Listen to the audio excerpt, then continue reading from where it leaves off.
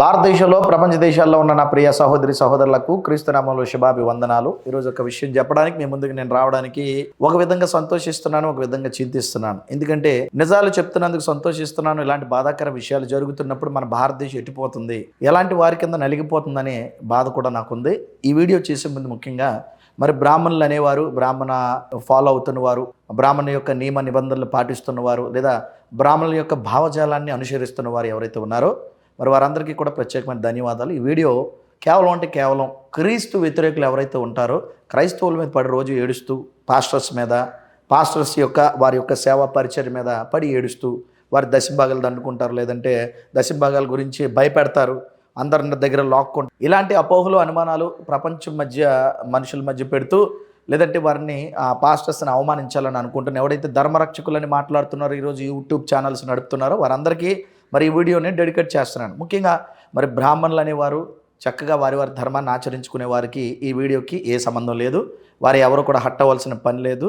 ముఖ్యంగా ఎవరైతే బ్రాహ్మణుడి ముసుగులో ఉండి బ్రాహ్మణుడిగా పిలువబడుతూ బ్రాహ్మణుడిగా మోసం చేస్తున్నాడో వారి కొరకు ఈ వీడియో చేయడం జరుగుతుంది. క్రైస్తవుల మీద పడి ఏడుస్తున్న వారి కోసం ఈ వీడియో చేయడం జరుగుతుందని మొదటి గ్రహించి మనవి ఇక ముందుకెళ్తాను. నేను ఈ మధ్యకాలంలో కొద్ది రోజుల క్రితం ఒక వీడియో వచ్చింది. ఆ వీడియోలో ఒక బ్రాహ్మణుడు ఎంత చక్కగా మరి సమాజాన్ని భయపెడుతున్నాడంటే, ఎంత చక్కగా బ్రాహ్మణ భావజాలాన్ని చెప్తున్నాడంటే, ఎంత చక్కగా ఎదుటివాడిని అసలు భయభ్రాంతులకి గురి చేస్తున్నాడంటే, ఆయన అంటాడు, బ్రాహ్మణుడిని కానీ లేకపోతే ధర్మాన్ని కానీ ఎవరైతే దూషిస్తారో, ఎవరైతే మరి వారిని తప్పుగా మాట్లాడతారో వారికి ఈ పరాభవ సంవత్సరంలో ఏటి తప్పదంటే పరాభవం తప్పదు, వారికి హింస తప్పదు అని బెదిరిస్తున్నాడు. హింస తప్పదు అని బెదిరిస్తూ ఏం మాట్లాడాడో ఒకసారి ఆ బ్రాహ్మణుడు మనం చూద్దామండి, చూసి వెళ్తే బాగుంటుంది. ఒకసారి చూడండి.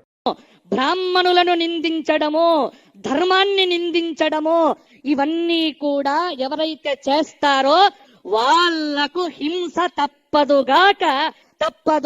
వాళ్లకు పరాభవం ఈ సంవత్సరం జరిగి తీరుతుంది అని పరాభవ నామ సంవత్సరం చెబుతోంది.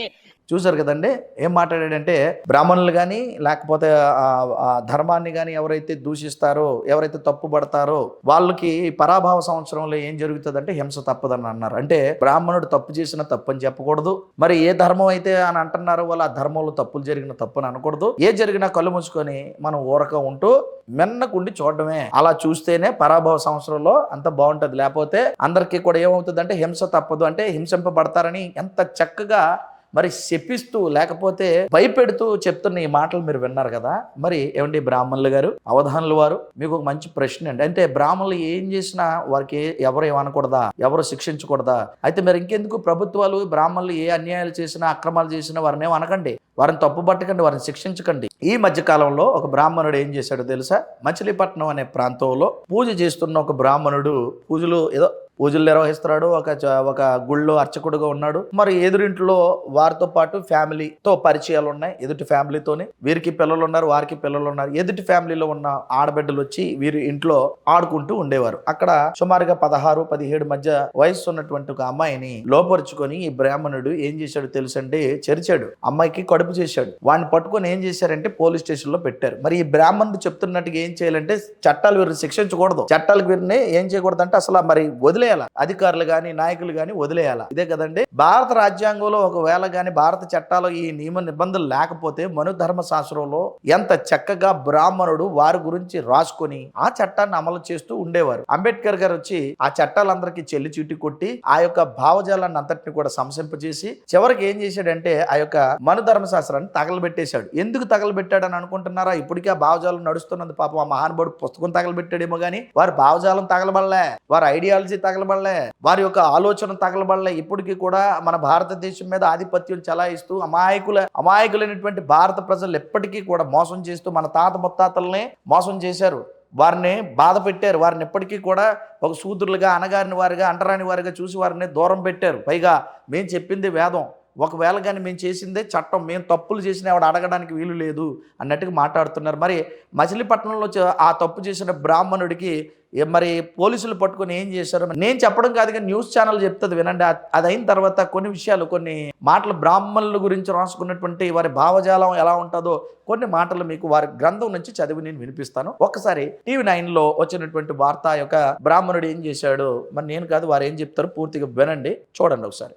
మచిలీపట్నంలో మరొక దారుణ ఘటన జరిగింది. ఈ మధ్య కాలంలో మనం ఇలాంటి ఘటనలు చాలా చూస్తున్నాం. ఎదురింటి అంకుల్, పక్కింట్లో ఉండే ముసలాయన, ఇలా ఆడపిల్లల్ని లోబరుచుకుని లైంగిక దాడి చేస్తున్న ఘటనలు ఏదో మూరు వెలుగు చూస్తూనే ఉన్నాయి. ఇక్కడ వెలుగు చూస్తున్న ఘటనలో దారుణం ఏంటో తెలుసా? అతను పూజారి 17 ఏళ్ల బాలికను లోబరుచుకుని మాయమాటలు చెప్పి ఆమెపై లైంగిక దాడి చేసి ఆమెను గర్భవతిని చేశాడు. ఈ ఘటన తల్లిదండ్రులకి చాలా ఆలస్యంగా తెలిసిందన్నమాట. ఏం జరిగింది అంటే, ఈ బాలిక నివాసం ఉండి ఇంటికి ఎదురింట్లోనే ఈ పూజారి కూడా ఉంటాడట. ఈ రెండు ఫ్యామిలీస్ క్లోజ్గానే మూవ్ అవుతూ ఉంటాయి. అంటే జనరల్గా పక్కింటి వాళ్ళతో ఎదురింటి వాళ్ళతో పరిచయాలు పెంచుకోవడం, వాళ్ళ ఫ్యామిలీ వీళ్ళ ఫ్యామిలీ కలిసి మాట్లాడుకోవడం సహజంగానే జరుగుతుంది కదా. ఈ అమ్మాయి 7 పిల్లలే ఆ ఇంట్లో కూడా ఉన్నారు. సో వాళ్ళ ఇంటికి ఆ పాప వెళ్ళడం, వాళ్ళతో టైం స్పెండ్ చేయడం, వాళ్ళు ఎక్కడికైనా బయటకు వెళ్తుంటే ఈ అమ్మాయిని తీసుకువెళ్ళడం, ఇది జరుగుతూ ఉంది. అయితే డిసెంబర్, జనవరి, ఫిబ్రవరి ఈ 3 మాసాల్లో ఏం జరిగిందంటే, డిసెంబర్లో న్యూ ఇయర్ సెలబ్రేషన్స్ పేరుతో, జనవరిలో సినిమాకని చెప్పి ఒకసారి, ఫిబ్రవరిలో తిరునాళ్ళకు వెళదామని ఒకసారి, ఇలా ఈ అమ్మాయిని పలుమార్లు వాళ్ళ ఫ్యామిలీతో తీసుకువెళ్ళడం. అలా తీసుకెళ్లిన క్రమంలో రాత్రి మేము వచ్చేసరికి లేట్ అయిపోతుంది, మీరు నిద్రపోండి అని చెప్పి పాప తల్లిదండ్రులకి చెప్పి ఆ అమ్మాయిని వాళ్ళ ఇంట్లోనే ఉంచేసుకోవడం. ఆ తర్వాత ఆ పూజారి ఫ్యామిలీ అంతా నిద్రపోయిన తర్వాత ఈ అమ్మాయిని నిద్రలేపి మాయమాటలు చెప్పి లోబరుచుకుని ఆమెపై మరి ఏం చేశాడో తెలియదు. ఆమెకి ఏ స్లీపింగ్ పిల్స్ అన్నా కూడా ఇచ్చి ఉండొచ్చు. లోబరుచుకున్నాడు, ఆమెపై లైంగిక దాడి చేశాడు. ఇలా 3 టైమ్స్ జరిగిందట. దాని పరిణామం క్రమే ఆమె గర్భవతి అయింది. పాప బిహేవియర్లో మార్పును గమనించారు తల్లిదండ్రులు. ఒకరోజు ఎందుకని పాప నీరసంగా ఉంటుంది, ఎవరితో మాట్లాడట్లేదు, డల్గా ఉంటుంది అని అనుమానపడ్డ తల్లిదండ్రులు వెంటనే హాస్పిటల్కి తీసుకువెళ్లారు. ఆమె గర్భవతి అని తెలిసింది. గట్టిగా నిలదీసి అడిగితే పాపని, అప్పుడు పాపం జరిగిందంతా చెప్పుకుని ఏడ్చింది. ప్రస్తుతం పోలీసుల అదుపులో ఉన్నాడు ఆ పూజారి. ఫోక్సో యాక్ట్ కూడా పెట్టారు అతని మీద.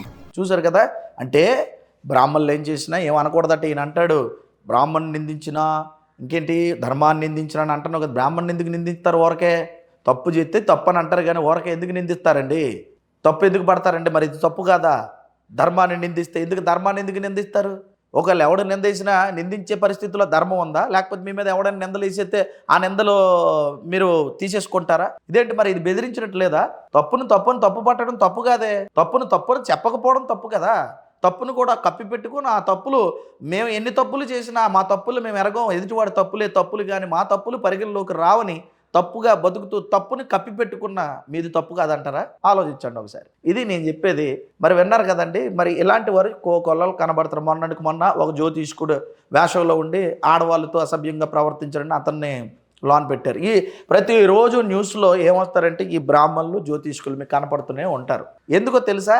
కొన్ని విషయాలు మీకు చెప్పి ఆశ్చర్యపోయే విషయాలు చూపిస్తాను, అబ్బురుపోయే విషయాలు, మీకు కళ్ళు మరి ఒక్కసారిగా మిరుమిట్లు గొలిపే విషయాలు, ఒక్కసారిగా మీరు ఆశ్చర్యపోయే విషయాలు వారి గ్రంథాల్లో రాసుకున్నటువంటి విషయాలు మీకు చెప్తాను. ఇదిగో మను ధర్మశాస్త్రం అనేది ఉందో, ఒకసారి ఇగో ఆ ధర్మశాస్త్రం గురించినటువంటి పేజ్ పెడుతున్నాను, ఒకసారి చూడండి. ఇదిగో మను ధర్మశాస్త్రం ఇక్కడ పక్కన చూశారు కదండి.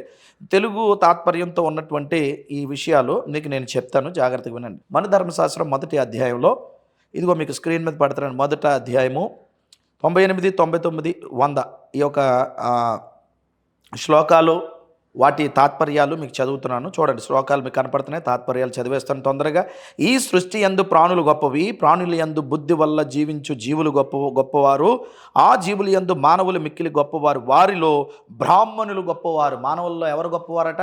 వీరే కితాబు ఇచ్చేసుకుంటారు, వీరే గొప్ప చెప్పేసుకుంటారు. ఎందుకంటే వారు రాసుకున్న గ్రంథం, వారి గురించి రాసుకున్న గ్రంథం వారి గొప్పలు చెప్పుకోకపోతే మరి ఏం చెప్తారు? ఇదే మను ధర్మశాస్త్రం. దీన్నే మరి వద్దు, ఈ భారతదేశానికి పనికిరాదని అంబేద్కర్ గారు తగలబెట్టడం జరిగింది. చూడండి, గొప్పవారు, ఆ జీవులు యందు మానవులు మిక్కిలి గొప్పవారు, తర్వాత వారిలో బ్రాహ్మణులు గొప్పవారు, ఆ బ్రాహ్మణులు విద్వాంసులు శ్రేష్ఠులు, ఆ విద్వాంసుల యందు యుక్త విచక్షణ కలవారు శ్రేష్ఠులు కాగా, వారికంటే జ్ఞానం కలిగిన వారు గొప్పవారు. మళ్ళీ వారే బ్రహ్మజ్ఞానం అంటే ఎవరో అనేసుకోకండి, వారిలోనే మేమే మనుషులందరికంటే గొప్పవాళ్ళు, మళ్ళా మాలో మేమే గొప్పవాళ్ళం. మాలో ఎవడైతే బ్రాహ్మణులు ఎవరైతే మరి బ్రహ్మజ్ఞానం కలవారు ఉంటారో వారు గొప్పవారని వారి కోసం వారు చక్కగా రాసుకున్నారు. ఈ బ్రాహ్మణుడు ధర్మరక్షణకై పుట్టినవాడు. అబ్బా, దేనికోసం అంటే ధర్మరక్షణ. చూసారు కండి ఎంత మంచి ధర్మరక్షణ. ఎదురింటి పిల్లని, మరి చిన్న వయసు ఉన్న పిల్లని పెద్ద వయసు ఉన్న బ్రాహ్మణుడు, బుద్ధున్న బ్రాహ్మణుడు, జ్ఞానం ఉన్న బ్రాహ్మణుడు చెరచడం, ఇదే కదండి ధర్మరక్షణ అంటే. ఇదేనా ధర్మాన్ని రక్షించడం? ఇదేనా జాతకాల పేరుతో వచ్చిన మహిళల్ని ఏంటి చెరచడం? ఇదే కదా మరి ధర్మరక్షణ అంటే. ఇదే మరి మరి దీనికోసమేనండి బ్రాహ్మణుడు పుట్టాడు. Very good. మరి ముందుకెళ్దాం. ధర్మాన్ని ఆచరిస్తున్న వల్లే అతడు బ్రాహ్మణత్వాన్ని పొందుతున్నాడు. అది చాలా మంచి ధర్మాన్ని ఇలా ఆచరిస్తూ, ఎలాగా ఎదుటోడిని అంటుకోక ముట్టుకోక, నువ్వు శూద్రుడివి దూరంగా పో, మేమే అర్చనలు చేస్తాం, మేమే గుళ్ళో ఉంటాం, మేమే గొప్పవారు, మాకంటే గొప్పవాడు ఎవడు లేడని చెప్పుకున్నోడే ధర్మరక్షకుడు. అతడు సర్వశ్రేష్ఠుడు. ధర్మాన్ని ఆచరిస్తున్న వల్ల అతడు బ్రహ్మతత్వాన్ని పొందుతాడట. ధర్మాన్ని ఆచరిస్తున్నందువల్ల బ్రహ్మతత్వాన్ని పొందుతున్నాడు. అతడు సర్వశ్రేష్ఠుడు, సర్వంలో శ్రేష్ఠుడు, చాలా శ్రేష్ఠుడు. చూశారు కదండి వీడియోలో ఎంత మంచి శ్రేష్ఠులో. అందరకు సమీపస్తుడు కావున ఈ ప్రపంచమంతయు అతని సొత్తుగానే పరిగణింపబడుచున్నది. ప్రపంచం అంతా ఆయనదేనంటే బ్రాహ్మణుడిదే. అర్థమవుతుందండి? ప్రపంచం అంతా ఆయన సొత్తుగానే పరిగణింపబడుతుంది. Very good. మరొక విషయాన్ని మీతో నేను చూపిస్తాను. మరి మన ధర్మశాస్త్రం 8వ అధ్యాయం శ్లోకాల యొక్క తాత్పర్యాన్ని చదివి వినిపిస్తున్నాను. వివాహిత అయిన స్త్రీతో బలవంతంగా రమించిన బ్రాహ్మణునకు 1000 రోకల దండం విధింపవలను. ఏడ్ చేయాలట. ఒకవేళ పెళ్ళైనటువంటి స్త్రీ ఎవరైనా ఉంటే ఆ స్త్రీతో ఒకవేళ ఒకవేళ గట్టిగా చెప్తే రేప్ చేస్తే, ఎవరైనా బ్రాహ్మణుడు రేప్ చేస్తే రోకలు మాత్రం ఏం చేయాలంట, అపరాధ రుసుముగా విధించాలి. ఆ స్త్రీ తాను ఇష్టపడి ఇంకొక బ్రాహ్మణుడితో పోతే అతనికి 500 రోకలు దండన విధించాలి. ఒకవేళ ఈ స్త్రీ మరలా ఇంకొక బ్రాహ్మణుడితో వెళ్ళిపోతే, మన ధర్మశాస్త్రంలో ఉండదండి, నేను రాసుకుని వచ్చిందిగా, చూసుకోండి. మీరు కూడా పుస్తకాలు అమ్ముతారు, అక్కడికి వెళ్తే మన ధర్మశాస్త్రాన్ని కానీ ఏ పుస్తకాల శాలలోకి మీరు వెళ్ళినా ఆధ్యాత్మిక గ్రంథంగా పేరుందని గ్రంథంలో బ్రాహ్మణుల గురించి అంత చక్కగా ఏ తప్పులు చేసినా కప్పిపుచ్చుకో దానికి రాసుకున్నటువంటి ధర్మశాస్త్రం ఇది. మన చట్టాలు పనికిరావు దీని ముందు. మన చట్టాలు పనికిరావు, మన న్యాయశాస్త్రం పనికిరాదు, మన ఇండియన్ కాన్స్టిట్యూషన్ పనికిరాదు, ఇవన్నీ పనికిరావు, అసలు మన ఇండియన్ పీనల్ కోడ్ పనికిరాదు. ఎంత చక్కగా రాసుకున్నారు చూడండి. మరి అబ్బా వండర్ఫుల్ కదా. అయితే ఇంకొక బ్రాహ్మణుడితో పోతే అతనికి 500 రోకలు. అట్లే బ్రాహ్మణునకు ప్రాణాంతిక దండము, మండుచున్న ఇనప సైపే పండబెట్టి ప్రాణము తీయుట, శిరోమండనమని ఇతర జాతుల వారికి ప్రాణాంతిక దండము విధించవచ్చును. ఎవరికి విధించవచ్చు అంట? ఇతర జాతుల వారికి విధించవచ్చు గాని బ్రాహ్మణుడు ఎన్ని పాపాలు చేసినా ప్రాణదండనము మాత్రం విధించకూడదు. సూపర్ కదా.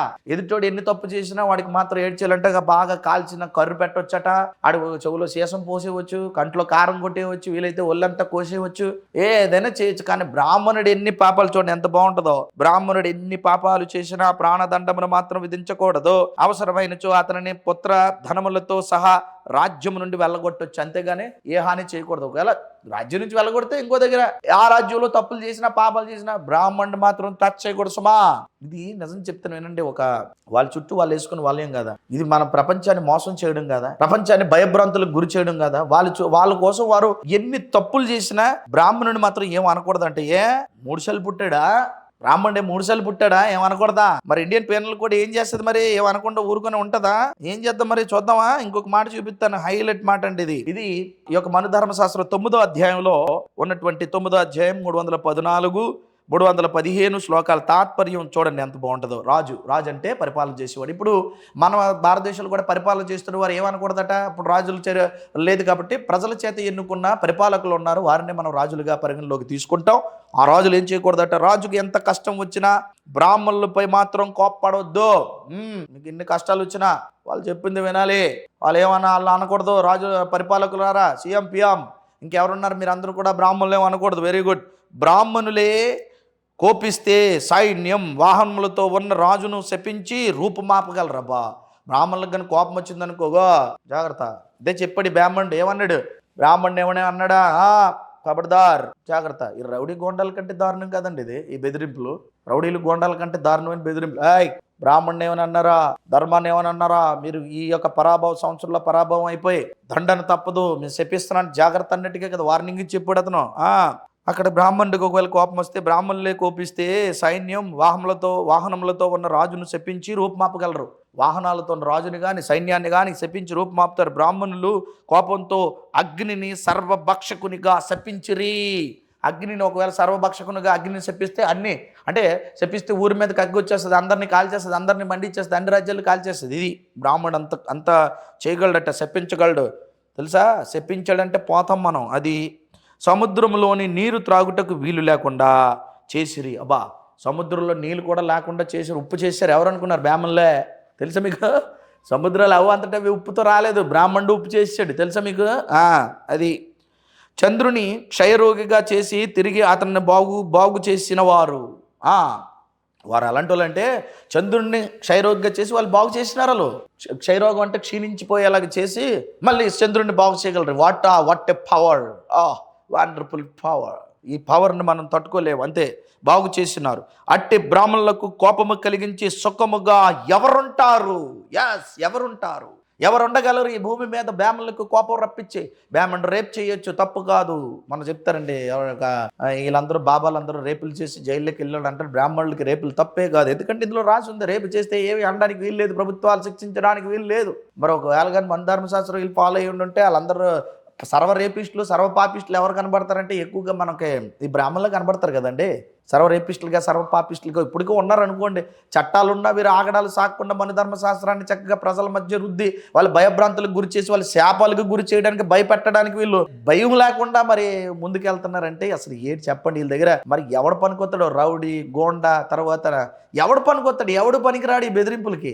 ఆలోచించండి ఒకసారి. Very good. ఇంకా వారికి కోపం వస్తే స్వర్గాది లోకాల్ని, ఇంద్రాది దిక్పాలకులను సైతం సృష్టించగలుగుతారు.